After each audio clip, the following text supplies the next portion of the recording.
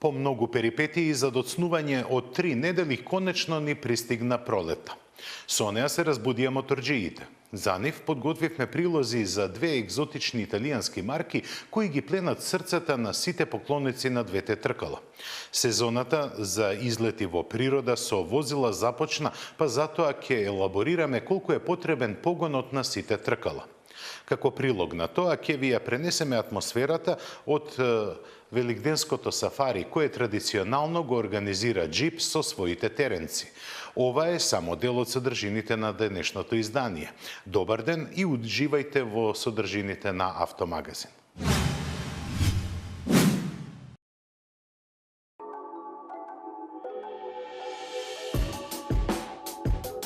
Представувајќи го убавиот дел од нашето живење, за култура секогаш има место во него.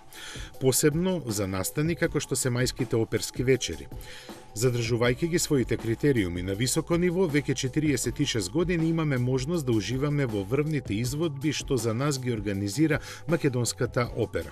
За работата околу тоа да им биде полесна се погрижи Euroimpex, кој на оваа наша институција и предаде автомобил Peugeot 3008 на користење. Основана уште во 1990 година, оваа наша компанија повеќе пати е докажана како голем поддржувач на разни проекти и настани од општествено одговорен карактер. Еден таков е соработката со Македонската опера и балет, која прераснува во заедничка успешна приказна. Базирана е на пријателски основи со цел и надеж за многу остварени проекти во иднината. Свој придонес за тоа секако ќе има и минатогодишниот автомобил на годината во Европа. Представувајќи врвна изведба во која се обединуваат уметноста и високите технологии, тој во животите на своите корисници ќе внесе убавина и радост, исто како и се што нашата најреномирана уметничка институција ни подготвува веќе 7 децении.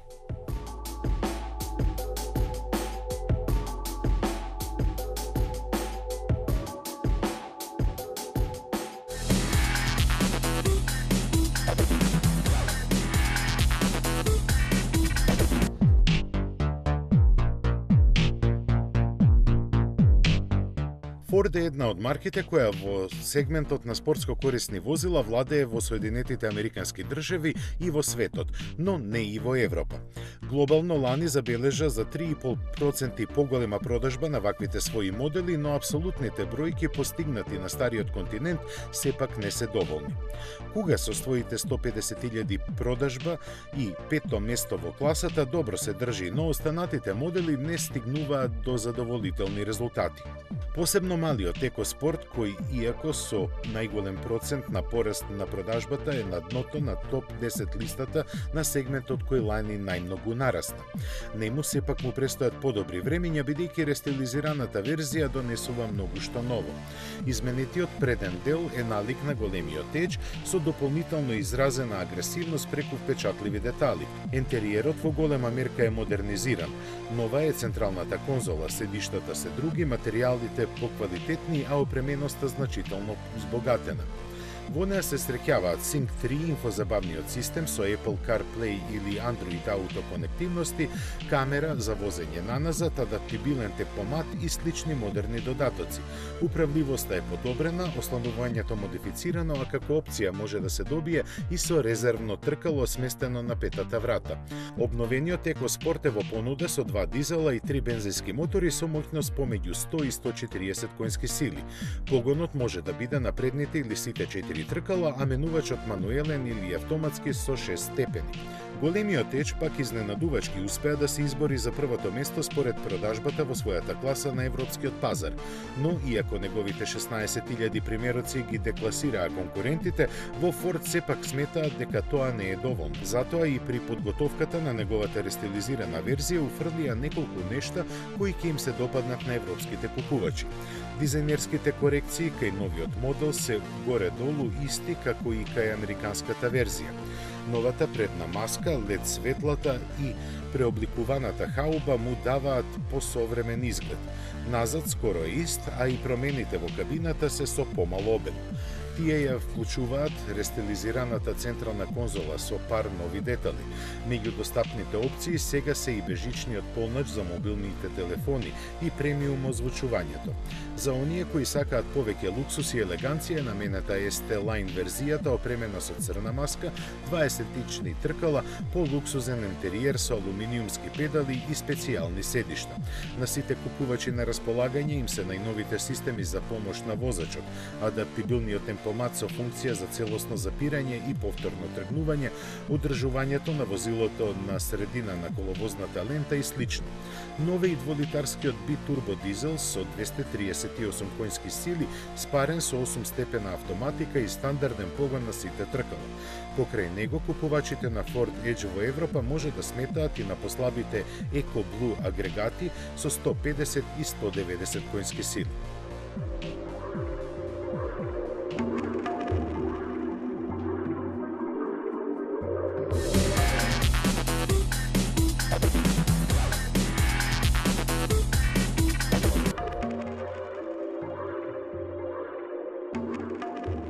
Моноволуменската сага на Citroen го менува името. Од сега ќе се вика C4 Space Tourer.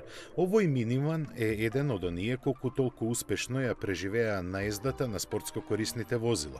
Со новото име Citroen го подготви за новите предизвици, практично не менувајќи ништо на него. Единствената новост во механиката е само 8-степениот автоматски менувач. Дизајнот е ист, а опременоста трендовски дополнета. Повеќе не му ни треба, бидејќи се докажа уште како Ксара Пикасо. Тогаш со своите весели форми смело пристапи во сериозната моноволуменска класа. Во Citroen сметаат дека ваквите возила се наменети за семејни викенд дружења и затоа треба да имаат пријатен амбиент. Но беа само делумно во право заради што со втората генерација, означена како C4 Picasso, настапија сосема поинаку. Семејните вредности беа надградени со голема практичност, а атрактивниот дизајн со напредна техника. Битката со спортско корисните возила не беше лесна, но низ неа помина подобро од конкурентите. Дотолку што со појавувањето на новата генерација во 2014-та се искачи на врвот на класата, каде остана само 2 години. Сега пред него е нова шанса која тој ќе ја искористи со новото име и бескрајна просторност што ја нуди. Во понуда остануваат и двете каросериски верзии со 5 и 7 седишта со цени кои воопшто не се ниски.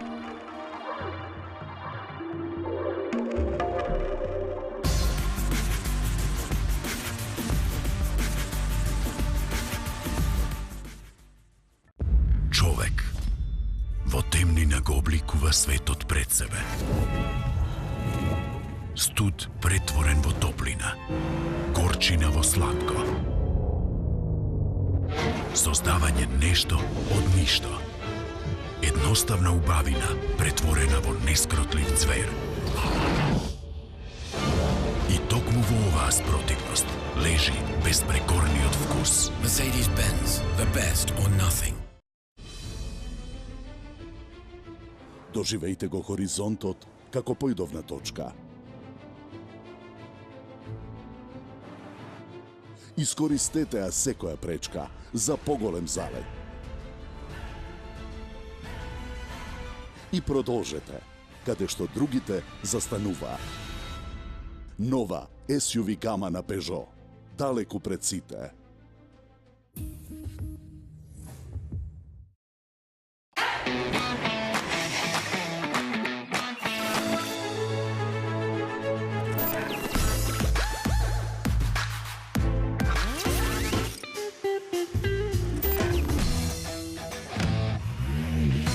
Едноставно до нов автомобил со Шпарка се лизинг.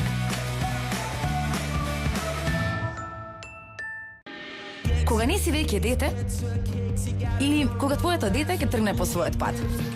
Тоа е времето кога можеш да живееш како што сакаш. Тоа е времето кога можеш да ја слушаш твојата музика гласно. Или да експериментираш со себе. Без да се плашиш, да се изволкаш. Време е да живееш по своите правила. Новото Kia Rio. Твое време, твои правила.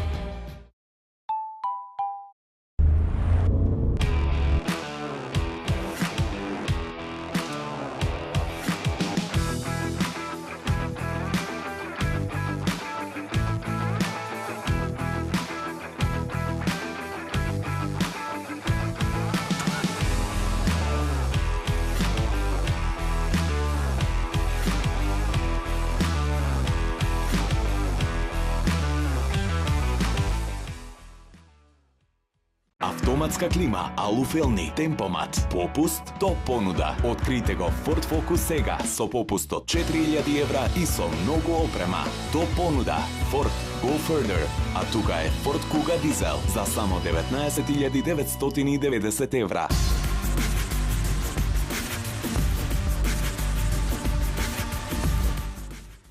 4x4 погон.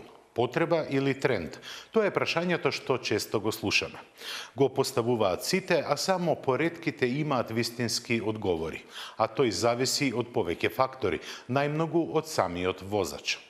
Со популаризацијата на спортско корисните возила, 4x4 погонот стана неизоставен критериум при купување на нов автомобил. Факт е дека сериозно висок процент од спортско корисните возила никогаш не се симнуваат од асфалт, но без разлика на тоа, голем дел од нив се опремени со погон на сите тркала, а тој, освен што е скап, негативно влијае и на економичноста.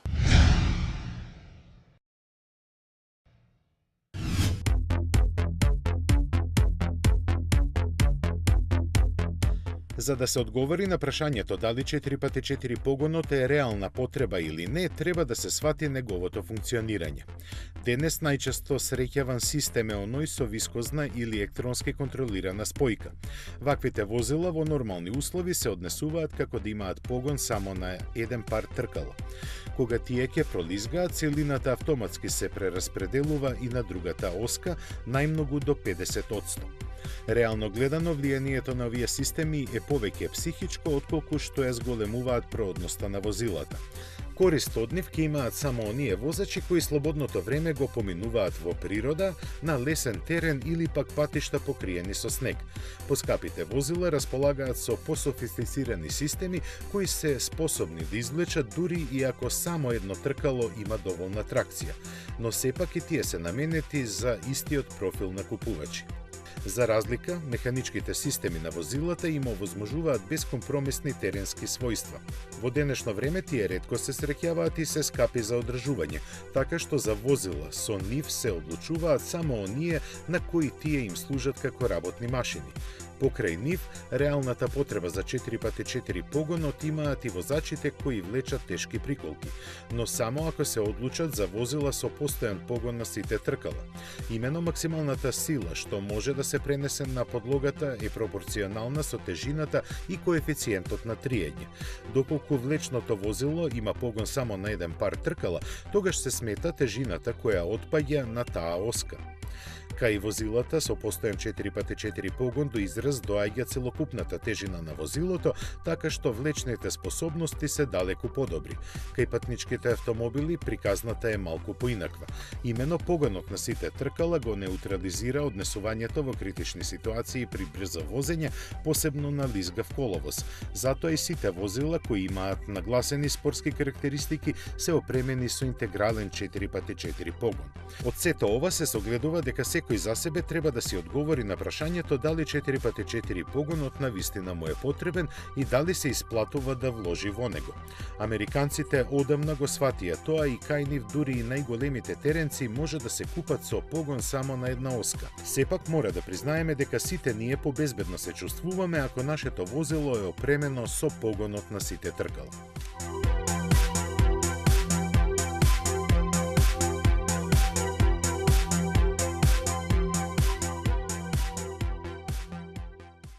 Джип ја користи секоја прилика да не потсети на своето славно минато, користејќи често концепти со ретро дизајн и футуристичко изразување. Овој пат поводот се најде во 52-то издание на великденското Jeep Safari Show, 9-дневен настан на кој традиционално секоја година се собираат најпасионираните љубители на марката.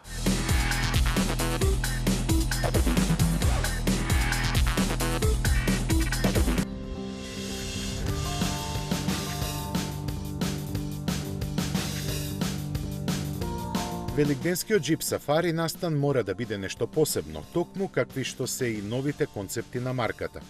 Како чувар на традицијата, Wrangler беше основа за повеќето од нив. Посебно се истакнува лесниот 4-Speed добијан со кратење на неговата шасија за 56 см и поголем дел од телото направен од јагленородни влакна. Вратите се исфрлени, ветробранот се соборува, а место покрив има заштитен кафес од челични цевки.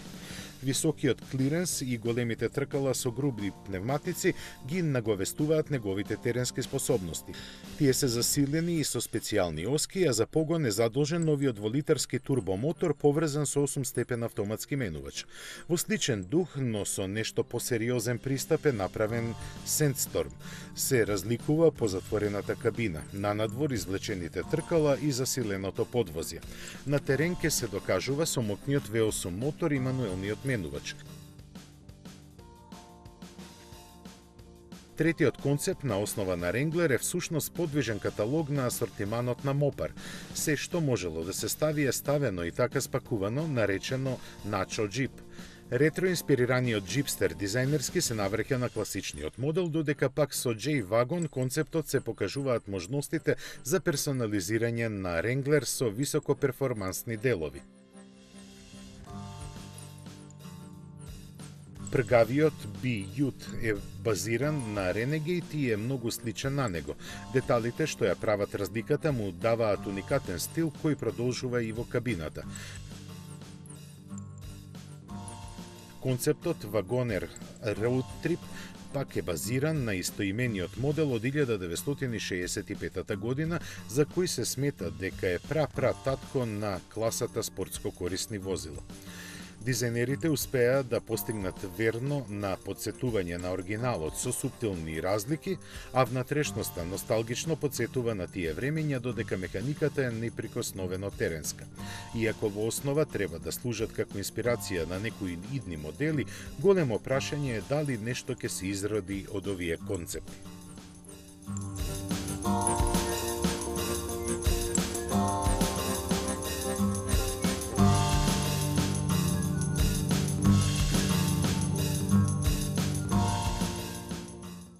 Обновувајќи го најатрактивниот дел од својата гама, италијанскиот мотопроизводител Benelli дефинитивно ги отстрани сомнежите за својата иднина. Периодот на финансиската нестабилност е минато и сите погледи се насочени кон престојната сезона, која треба да покаже колку доверба им останала кај купувачите.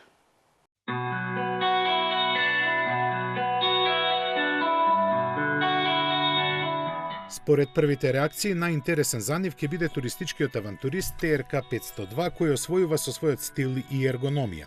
Модерниот облик е надграден на класичната конструкција за ваков тип моторцикли. Цврстата челична рамка практично го обвиткува двоцилиндричниот мотор од 500 кубни сантиметри со 48 конски сили, кој му подарува агилност и одлични маневарски способности.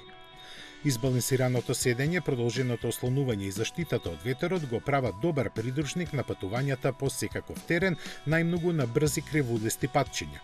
За познавачите, тој е уште еден солидно направен моторцикл, неправедно запоставен од пазарот. Цената во Италија му изнесува 6000 евра. Истиот агрегат, но сместен во друга рамка, го има Leoncino, кој погрешно се смета за негова скремблер изведба, бидејќи е повеќе од тоа. Тоа е модерна реинкарнација на истоимениот модел од 50-тите години на минатиот век, чиј култ се уште се почитува во Италија. Исклучителниот изглед и подсврстата механика го издвојуваат од другите вакви модели. Хармоничните линии зрачат со страст, за чие кротење се задолжени радијално поставените брембо со пирачки. Тежината од 170 кг се чини голема, но одличната циклистика му овозможува енергичен одговор на желбите на возачот. Benelli секогаш посебно внимание посветувал на помалите и спортски настроени купувачи кои веќе реагираат на моделот BN251. Зад оваа неинвентивна ознака се крие бисер на италијанската техника со 4-литарски агрегат со 26 конски сили и агресивен naked дизајн.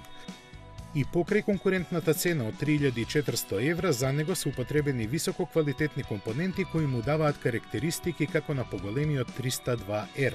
Тој всушност е унапредена верзија на популарниот Торнадо 302 со Euro 4 агрегат од 300 кубни сантиметри со 36 конски сили. Нови и оклопот кој му дава атрактивен изглед со кој привлече доста внимание и добри позитивни оценки. Верзијата без него сега ја има ознаката BN302 и се разликува само помалку по ниската цена. Турбуленциите низ кои помина Бенели беа предизвикани во 2016 година од долг од само 120.000 евра, заради кој судот отвори стечајна постапка запленувајќи дел од мотоциклите. Битката низ правните лавиринти траеше половина година за на крај стечајот да биде поништен. Бенели е една од најстарите италијански мотокомпании и е во собственост на кинескиот Кивеј, кој годишно произведува 1.200.000 моторцикли.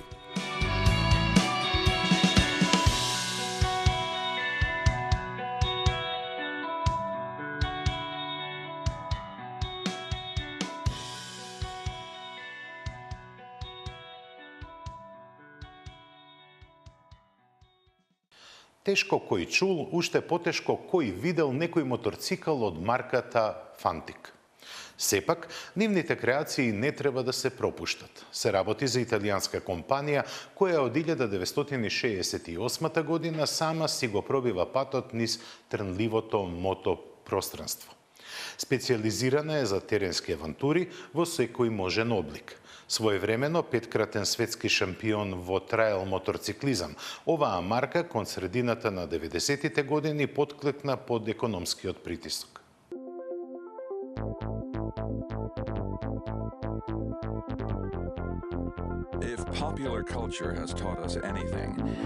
Беше рестартирана во 2005 година, но вистински се врати во живот со представувањето на новиот Кабалеро.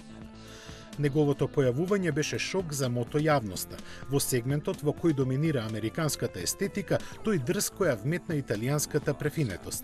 Иако првите стручни реакции беа во стилот така тоа се работи, сепак на пазарната сатисфакција треба уште да се чека.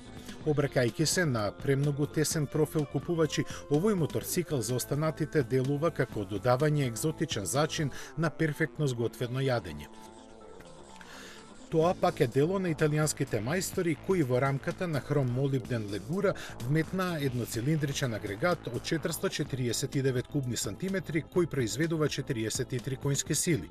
Моторциклот е тежок околу 150 килограми, што за некои 45 помалку од повеќе скремблер модели на пазарот.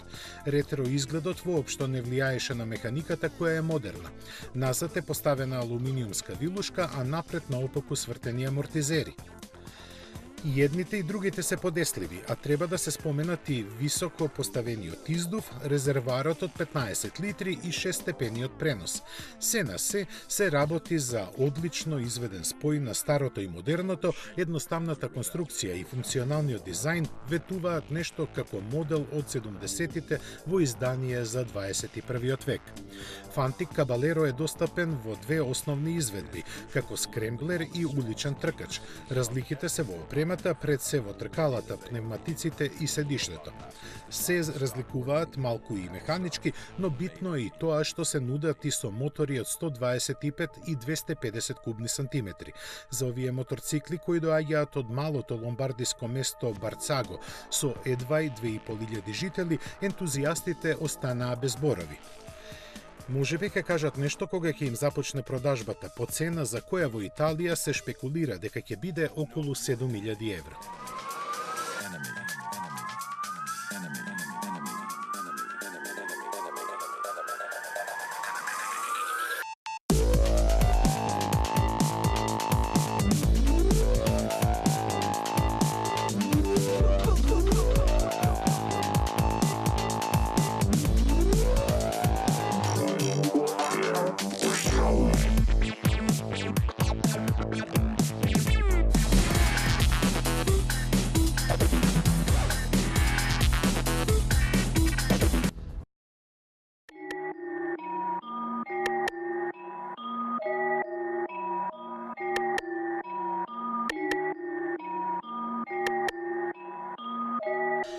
Го сакате Голф, а во принцип не ви треба толку голем автомобил?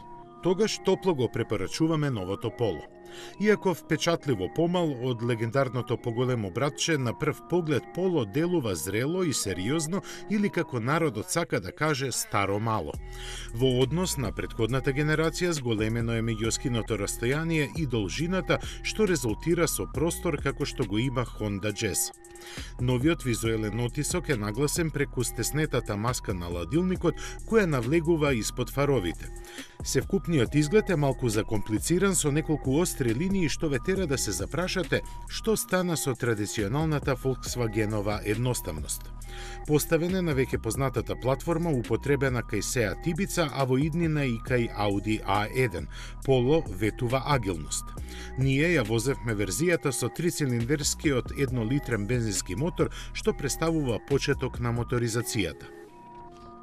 Во внатрешноста како да доживеав дежаву. Се неодоливо ме подсетуваше на Seat Ibiza, но само по себе се наметнува прашањето дали е продуктивно во групацијата Volkswagen да се прават автомобили од различни марки кои толку личат едни на другите.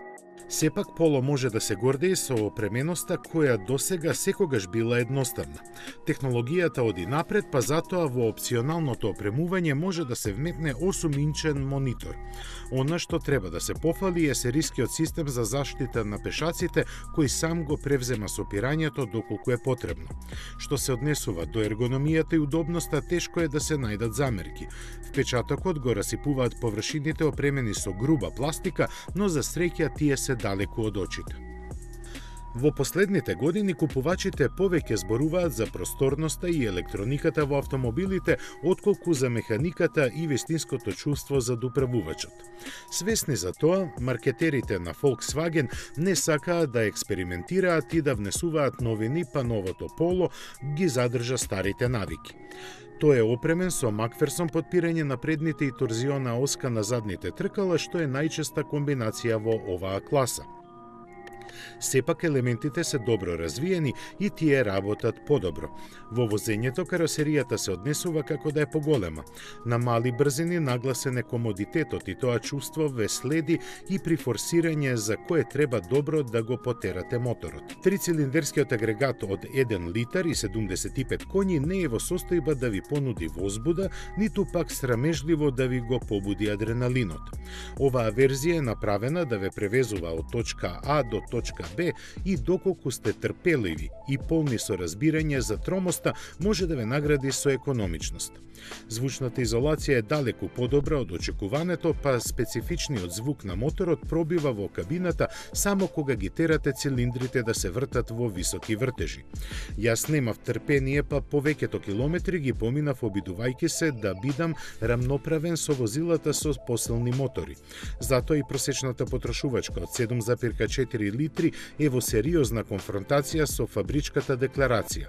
Но она што дојде во прв план само по себе и со ништо испровоцирано е комфорот, добрата ергономија и неочекувано за автомобил со мали димензии звучна изолација. Иако управливоста е многу добра, неа во комбинација со овој мотор не би ја споменувал.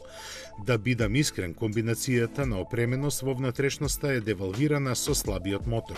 Далеку подобрата комбинација би била турбо верзија на истиот агрегат која побарува иста количина гориво, но на возачот му дозволува да ги почувствува доблестите на новото подвозје. Цената од 15.750 евра не е за фалење, иако Поло има респектабилна традиција. Може да се најде оправдување во за Volkswagen несебичната опременост и придобивките понудени од подпирањето, просторноста и неизбежното што ова е потполно нов модел. Факт е дека во понудата постои поевтин Golf, но сепак ќе завршам онака како што почнав, дека Поло е избор ако не ви треба автомобил со големината на Golf.